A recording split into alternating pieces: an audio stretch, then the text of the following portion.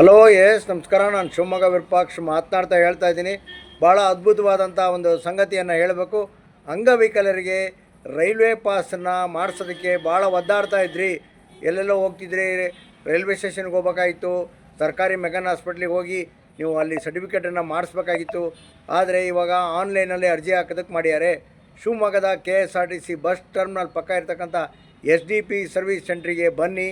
ಅಂಗವಿಕಲರು, ಕಣ್ಣಿಲ್ದಲೆ ಇದ್ದವರಿಗೆ, ಕಾಲಿಲ್ದಲೆ ಇದ್ದವರಿಗೆ, ಬುದ್ಧಿಮಾಂದ್ರಿಗೆ ರೈಲ್ವೆ ಪಾಸಿಗೋಸ್ಕರ ಅರ್ಜಿ ಹಾಕೋದಕ್ಕೆ ನೀವು ಬರಬೇಕಾರ ನಿಮ್ಮ ಆಧಾರ್ ಕಾರ್ಡು, ನಿಮ್ಮದೊಂದು ಪಾಸ್ಪೋರ್ಟ್ ಸೈಜ್ ಫೋಟೋ, ನಿಮ್ಮ disability certificate, disability card, bank passbook, ಆಮೇಲೆ ಆಧಾರ್ ಕಾರ್ಡಲ್ಲಿರೋ ಮೊಬೈಲನ್ನು ತರೋದನ್ನು ಮರಿಬೇಡಿ.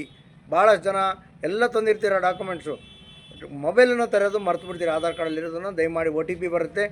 ಈ ವಿಡಿಯೋವನ್ನು ಎಲ್ಲರಿಗೂ ಶೇರ್ ಮಾಡಿ. ಅಂಗವಿಕಲರಿಗೆಲ್ಲ ರೈಲ್ವೆ ಪಾಸು ರಿಯಾಯಿತಿ, ರೈಲ್ವೆ ಪಾಸ್ ಫ್ರೀ ಅಲ್ಲ, ರಿಯಾಯಿತಿ ಕೊಟ್ಟು ನೀವು ರೈಲ್ವೆ ಪಾಸನ್ನು ಮಾಡಿಸ್ಕೊಬೇಕು. ಆನ್ಲೈನ್ ಅರ್ಜಿಯನ್ನು ಹಾಕ್ಕೊಡ್ತೀನಿ ಅಂತ ಹೇಳ್ತಾ ಇದ್ದೀನಿ.